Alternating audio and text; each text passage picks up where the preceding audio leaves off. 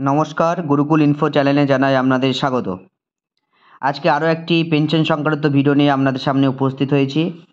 আপনারা দেখেছেন দু একদিন আগে একটি পেপারে বেরিয়েছিল যে চাকরিকাল 10 বছর না হলেও অর্থাৎ 9 বছর 6 মাস হলেও একজন ব্যক্তি যিনি রিটায়ার করছেন তিনি পেনশন পাবেন।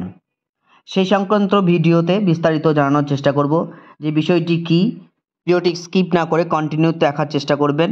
ভিডিওটি শুরু করার আগে একদম এই চ্যানেলে যারা নতুন তাদেরকে একান্তই অনুরোধ আমার এই চ্যানেলটি সাবস্ক্রাইব করে পাশে থাকবেন এবং পাশে থাকা বেল বাটনটি অবশ্যই প্রেস করে দেবেন যাতে আমার দেওয়া ভিডিওগুলো সবার আগে আপনাদের কাছে পৌঁছায়। যারা ইতিপূর্বে এই চ্যানেলের সাথে জড়িত তাদের অনুরোধ রইল এই ভিডিওগুলো শেয়ার করার জন্য। দেখুন, যেটা পেপারে বেরিয়েছিল শিক্ষক দিবসের অনুষ্ঠানে ঘোষণা মন্ত্রী ব্রাত্যর 10 বছরের নিচে কর্মজীবনে শিক্ষকদের পেনশনের ছাড়। কি বলা হয়েছে? সরকারি অবসরকালীন ভাতার অন্তর্ভুক্ত হতে গেলে ন্যূনতম টানা 10 বছর চাকরি করতে হয় শিক্ষক শিক্ষিকাদের। এবার সেই নিয়মে কিছুটা ছাড় ঘোষণা করল রাজ্য সরকার। এক্ষেত্রে টানা 9 বছর 6 মাস অর্থাৎ 10 বছরের নিচে কর্মজীবন থাকলেও শিক্ষা দপ্তরের ক্ষমতাবলে সংশ্লিষ্ট শিক্ষক শিক্ষিকাদের পেনশন স্কিমের অধীনে আনা হবে। বৃহস্পতিবার শিক্ষক দিবসের অনুষ্ঠান থেকে একথা ঘোষণা করেছেন রাজ্যের শিক্ষামন্ত্রী ব্রাত্য বসু। তিনি বলেন, বিদ্যালয় শিক্ষকদের সুবিধায় মুখ্যমন্ত্রী মমতা বন্দ্যোপাধ্যায়ের নির্দেশে একটি গুরুত্বপূর্ণ পদক্ষেপ গ্রহণ করা হলো। এই শিক্ষক দিবসে সরকারি অবসরকালীন ভাতার অন্তর্ভুক্ত হতে গেলে ন্যূনতম টানা 10 বছর চাকরি করতে হতো শিক্ষক শিক্ষিকাদের, কিন্তু 9 বছর 6 মাস তার বেশি যদি কেউ চাকরি করে থাকেন তাহলে বিদ্যালয় শিক্ষা বিভাগের হাতে ক্ষমতা আছে 6 মাস বা তার কম সময় মার্জনা করে তাকে পেনশন দেওয়ার। সাধারণভাবে এতদিন এই ক্ষমতার প্রয়োগ করত না বিদ্যালয় শিক্ষা দপ্তর। অধিকাংশ ক্ষেত্রে শিক্ষক শিক্ষিকাদের উচ্চ ন্যায়ালয়ে গিয়ে বিচার চেয়ে প্রতিবিধান আনতে হতো। এই অসুবিধার কথা মাথায় রেখে মানবিক দিকগুলো বিচার করে সিদ্ধান্ত নেওয়া হয়েছে। কোনো শিক্ষক শিক্ষিকাদের কর্মজীবন 10 বছরের কম বা টানা 9 বছর 6 মাস হয়ে থাকলেও আবেদনের ভিত্তিতে যোগ্য প্রার্থীদের এই ঘাটতিপূর্ণ মার্জনা করে তার পেনশন অনুমোদন করে দেবে বিদ্যালয় শিক্ষা বিভাগ।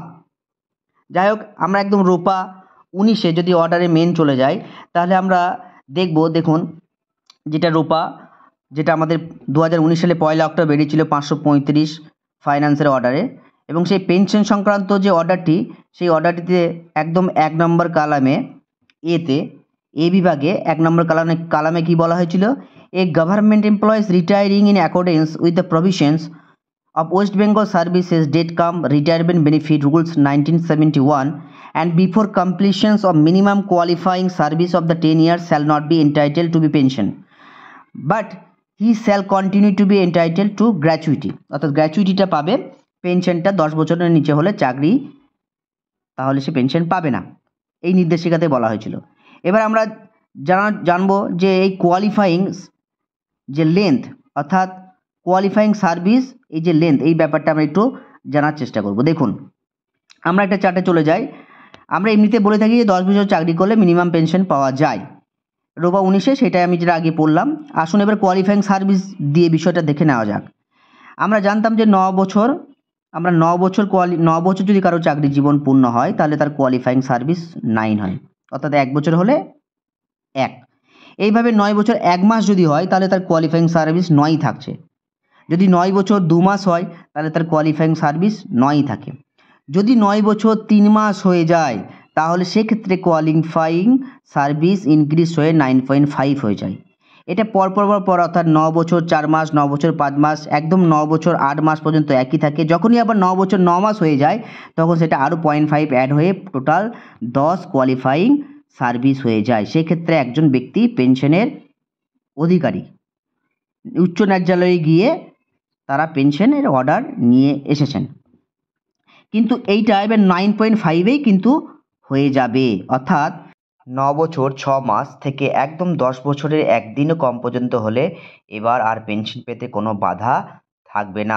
শিক্ষা দপ্তর এই পদক্ষেপটাই গ্রহণ করেছে এবং এই পদক্ষেপের ফলে যাদের 10 বছর একটু কম হচ্ছে অর্থাৎ 9 বছর 6 মাস থেকে একদম 10 বছরের একদিন পর্যন্ত যারা কম হচ্ছে তারা কিন্তু সত্যি এবার বেনিফিট হবেন, অর্থাৎ তারা পেনশন পাবেন।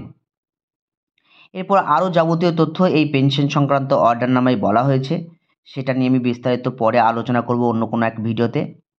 এবার দেখে নেওয়া যাক যে এই যে রূপা 19 অর্থাৎ রূপা 19 যে পেনশনের অর্ডার, সেখানে মিনিমাম পেনশন কত হবে, অর্থাৎ 10 বছরের নিচে, অর্থাৎ 9 বছর 6 মাস থেকে 10 বছরের একদিন পর্যন্ত যদি কারো রিটায়ারমেন্ট হয়, তাহলে তিনি সেক্ষেত্রে পেনশন কত পাবে।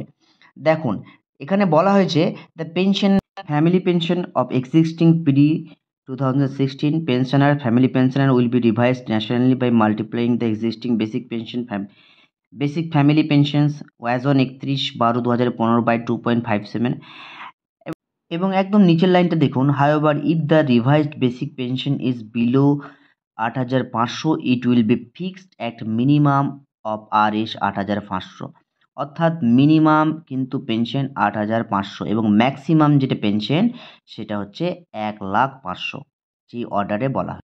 ভিডিওতে আজকে এইটুকুই তথ্য আপনাদের সামনে শেয়ার করার চেষ্টা করলাম। যদি ভিডিওটি ভালো লেগে থাকে আরেকবার শেয়ার করার অনুরোধ রইল। সকলে ভালো থাকবেন, সুস্থ থাকবেন, ধন্যবাদ।